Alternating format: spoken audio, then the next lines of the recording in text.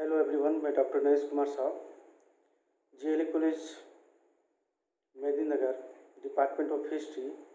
आज मैं चर्चा करने जा रहा हूँ बीए सेमेस्टर 4 का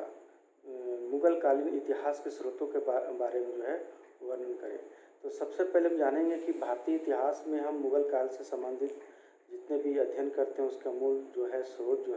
वो साहित्यिक और पुरातात्विक स्रोतों के आधार पर है। लेकिन दोनों ही बहुत ही प्रचुर मात्रा में भी हमारे स्रोत मिलते हैं। लेकिन साहित्यिक स्रोत में हम देखते हैं कि स्तरीय स्तर पर ऐतिहासिक घटनाएं या ऐतिहासिक जितनी भी रचनाएं हैं या जीवनियाँ हैं या यात्रा वृत्तांत है या विदेशियों की विचारधाराएं हैं, तो ये सब बड़े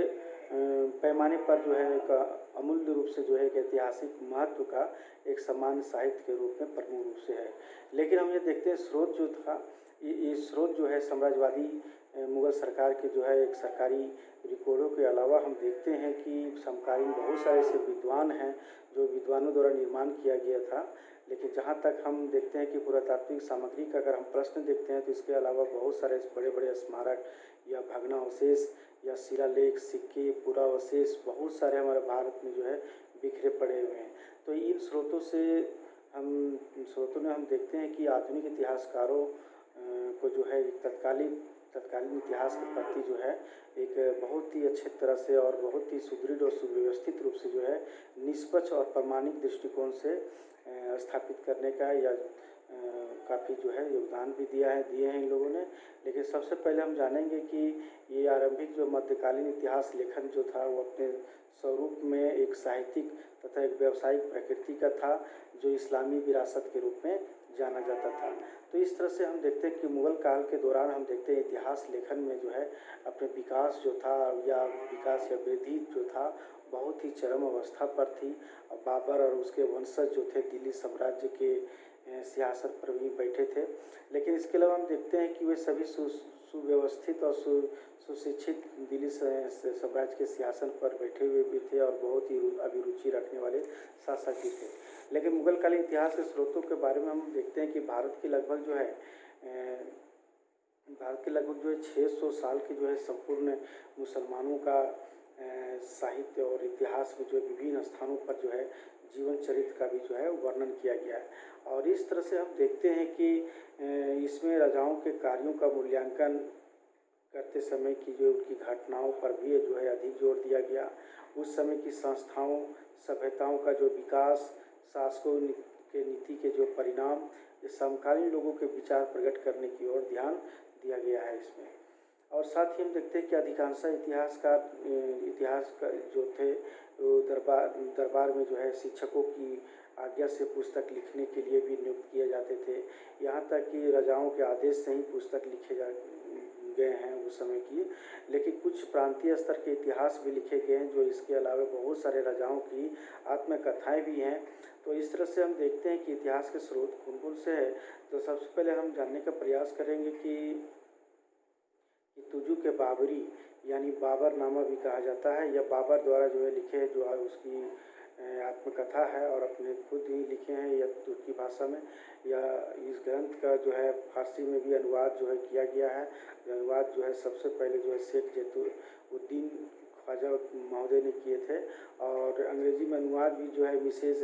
एस बेवरिज ने भी लिखी है। और इस तरह से हम देखते हैं कि अकबर के काल में इसका पुनः फारसी में भी अनुवाद अब्दुल रहीम खान खाना भी ने किया है। तो इस तरह से देखते हैं कि यह बाबर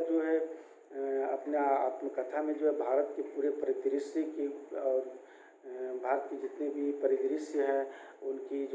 पहाड़ी इलाके, वन, जंगल, सारी चीज़ें अपने प्राकृतिक दृश्यों को अपने बाबरनामा को में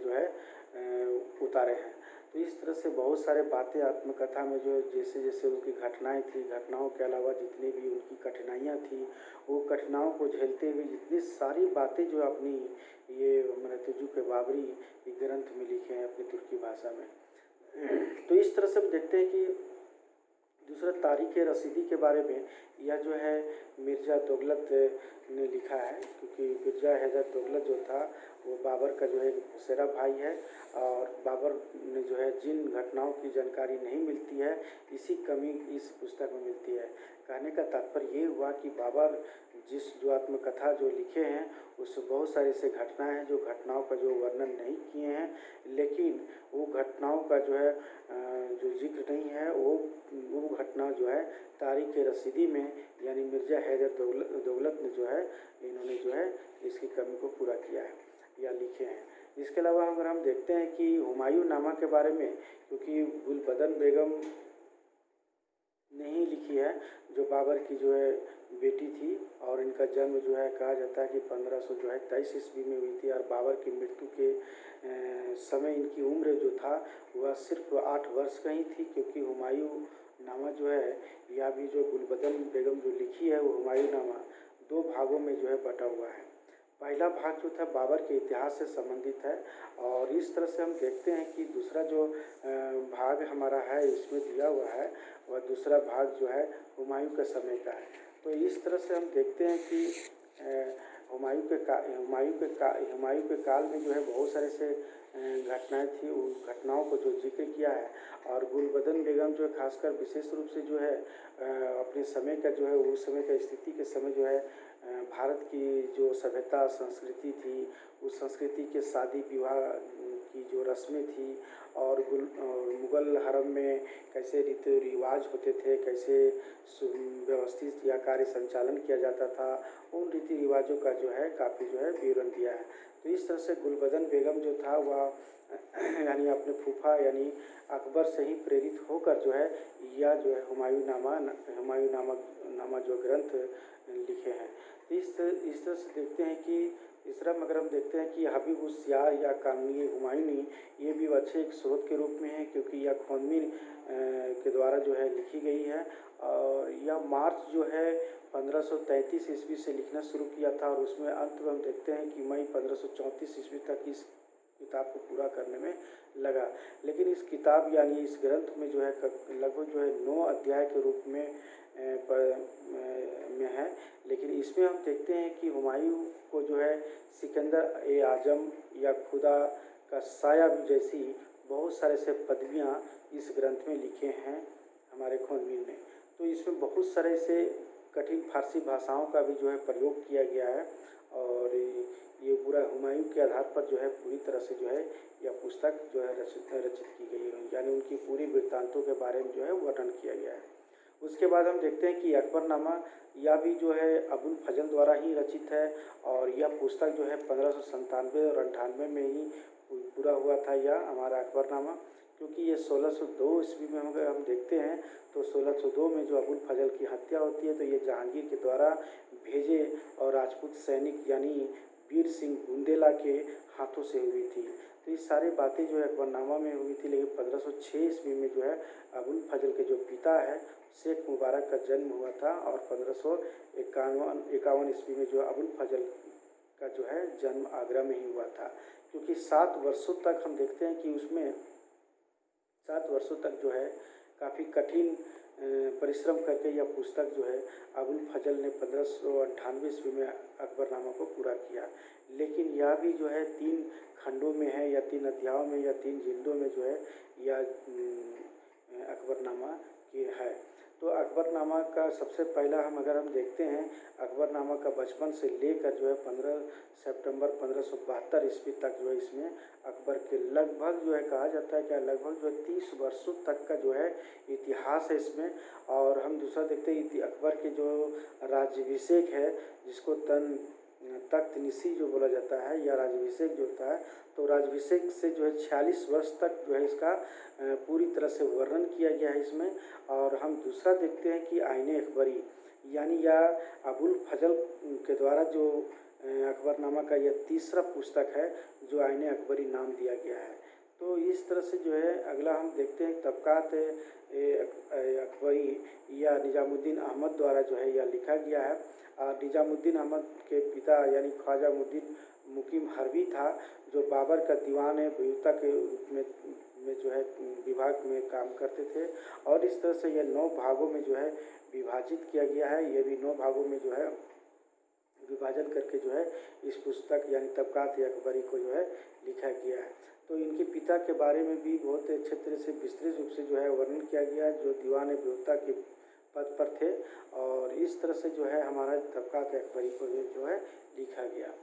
तो मुंतखब-उल-तवारीख़ जो है ये भी एक ग्रंथ है, लेकिन ये अब्दुल कादिर बदायूनी द्वारा जो है रचना किया गया है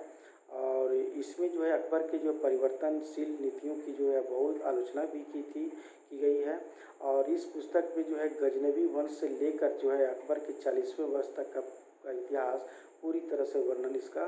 किया गया है। हम देखते हैं कि सबसे पहले कि बदायूनी का यह बहुत ही हमारा अच्छे स्रोत के रूप में है और बहुत ही सुप्रसिद्ध के रूप में है, इसलिए बदायूनी का मैं चर्चा करना चाहूँगा कि बदायूनी का जन्म जो है 1540 ईस्वी में जो टोडा राजस्थान में ही हुआ था और इनके पिता का नाम मलुकदास था। बदायूनी जो है शिक्षा प्राप्त करने के लिए जो है 1598-59 ईस्वी में जो है आगरा पहुंचा और उसी समय शेख मुबारक से शिक्षा प्राप्त किया और पिता की मृत्यु के बाद जो है वह जो है बदायूं चला गया और पटियाला के जागीरदार यानी हुसैन खां के यहाँ नौकरी करने लगा और इसी तरह लगभग जो है वहाँ 9 वर्ष तक रहने के बाद पुनः जो है वह आगरा आया और उसके बाद देखते हैं कि अकबर के दरबार में जो है वह पहुंच गया और अकबर ने इसे 20 का जो है मनसब भी दिया था, जिसको मनसबदार बनाए जाते थे। तो इस तरह से जो इसे बुधवार के दिन नमाज पढ़ने के लिए जो है आगरा का मस्जिद का इमाम का पद भी नियुक्त किया, यानी आगरा में जो नमाज जो पढ़ा जाता था तो उसके इमाम के पद पर प्रतिष्ठापित भी किया गया इन्हें। इस तरह से हम देखते हैं कि मुंतखब तवारीख़ जो है एक बहुत ही महत्वपूर्ण ग्रंथ के रूप में है। लेकिन अगर हम दूसरा देखते हैं कि तारीख़-ए-उल्फ़ी यानी इस्लाम के लगभग जो है 1000 वर्ष पूरे होने के उपलक्ष्य में जो है अकबर ने इस किताब को जो है लिखने के लिए जो है और इसका उत्तरदायित्व देने के लिए जो है या अपनी किताब लिखने की जो आज्ञा दी गई थी वह शुरू में इस किताब को लिखने के लिए 7 विद्वानों को दिया गया, 7 सबसे बड़े सुप्रसिद्ध विद्वानों को। लेकिन यह हुआ कि बीच में ही कुछ रचनाकारों को जो है दे दिया गया और इस कार्य को दायित्व जो है अंतिम में बदायूनी को सौंपा गया। लेकिन बदायूनी को जो है सबसे पहली बात था कि महाभारत का अनुवाद करने को कहा गया, तो बदायूनी ने अपने बदनसीबी पर आंसू बहाए और कहे कि क्योंकि उसे जो अपने हाथ से काफिरों के देवताओं का नाम लिखना पड़ रहा था, इसीलिए जो है वह एक बार बदायूनी कहा जाता है कि एक बार बदायूनी जो है सत्तारी सांप्रदायिक शेख सूफी जो है मोहम्मद गोश से मिलने के लिए गया था। लेकिन जो ही वहाँ गया था तो वहाँ देखा कि शेख जो है हिंदुओं की अगवानी कर रहे थे और बिना उससे मिले वहीं से चुपचाप जो है वो वापस आ गए। और इस तरह से देखते हैं कि राखी जैसे हिंदुओं के त्योहारों में भी जो है बदायूनी ने बहुत बुरी बातें कहे हैं। इन्होंने जो है मुस्ताकी की तरह जो है इश्क और मोहब्बत के जो है बहुत सारे अफसाने भी लिखे हैं। साथ साथ जैसे सैयद मूसा और सुनार की बेटी मोहिनी की कहानी और इस तरह से देखते हैं कि हम देखते हैं कि खुद जो है बदायूनी जो है वह प्रेम कहानी थी, यानी खुद बदायूनी की एक प्रेम कहानी अपनी भी इनकी थी। इस तरह से हम देखते हैं कि अगला हम ग्रंथ के रूप में अगर हम देखते हैं तो सबसे पहले देखते हैं कि बादशाहनामा हम के बारे में चर्चा करेंगे, क्योंकि मोहम्मद जो है अमीन कज़विनी द्वारा जो है इसका लिखा गया है और शाहजहाँ काल का सबसे पहला जो है सरकारी एक इतिहास है। इसमें शाहजहाँ के जो है पूरे जो है प्रारंभिक इतिहास यानी 10 वर्षों तक के इतिहास का लिखा गया है। इसके बाद जो है बादशाहनामा का जो है उसके बाद जो आगे बढ़ाने का जो काम किया था अब्दुल हमीद लाहौरी ने लिखना शुरू किया था, क्योंकि इसका विवरण जो प्रस्तुत किया है तो इसमें 10 वर्षों के बाद से ही लगभग 20 वर्षों तक जो है शाहजहाँ के समय के घटनाओं का विवरण पूरी तरह से प्रस्तुत किया है। तो इस तरह से लाहौरी ने यानी अब्दुल हमीद लाहौरी ने जो है अपने तर्ज तहरीर यानी अच्छे लेखन से की वजह से वह बहुत ही मशहूर था, यानी उसे तर्ज तहरीर कहा जाता है, जो बहुत अच्छे लेखन कार्य करते थे, इसलिए बहुत बड़ा ये मशहूर थे और उसे जो है पटना से बुलाया गया था और बादशाहनामा को लिखने में लगा। कम से कम 1648 ईस्वी के बाद, यानी वृद्धावस्था के कारण जो है बीमारियों का भी सामना करना पड़ा इन्हें और तथा जो है 1654 ईस्वी में इनकी मृत्यु हुई। तो इसमें समकालीन विद्वानों, बहुत सारे से विद्वानों और सूफियों और दरबारियों, चिकित्सकों इत्यादियों का भी जो है वर्णन भी किया गया है। तथा शाहजहाँ के शासनकाल के बारे में हम देखते हैं कि राजनीतिक, सामाजिक और आर्थिक जीवन का एक बहुत ही सुंदर रूप से जो है इसका विवरण लिखा है। इस तरह से लाहौरी ने जो है अपनी जो पुस्तक है जो है पातशाहनामा के नाम से किया गया है, क्योंकि इसके जो बाद जो है पातशाहनामा को जो है मोहम्मद वारिस ने लिखना शुरू किया था। इसके बाद जो छूट गया था। शाहजहाँ के जो 21वें वर्ष से लेकर 30 वर्ष तक का विवरण जो है इसमें प्रस्तुत किया गया है। तो इस तरह से देखते हैं कि अगला हम ग्रंथ के रूप में अगर हम जानने का प्रयास करेंगे कि अमल ए साले ग्रंथ है जो ये मोहम्मद सालेह के द्वारा लिखा गया है। और इसमें बहुत ही अच्छे तरीके से सुव्यवस्थित रूप से जो है शाहजहाँ कालीन के यानी शाहजहाँ के समय का लिखा गया है। और शाहजहाँ के समय के जो अंतिम 2 वर्ष का इतिहास जो है मिलता है। ये फारसी और हिंदी का अच्छा शायर भी था और इनका मनसब जो है 500 का था। शाहजहाँ का संपूर्ण काल का जो है एक इतिहास भी इन्होंने लिखने का अच्छा प्रयास किया है। इसके बारे हम देखते हैं कि विदेशियों द्वारा जो लिखा गया है यानी travels in the Mughal empire, यह जो लिखने वाले जो है फ्रांसीसी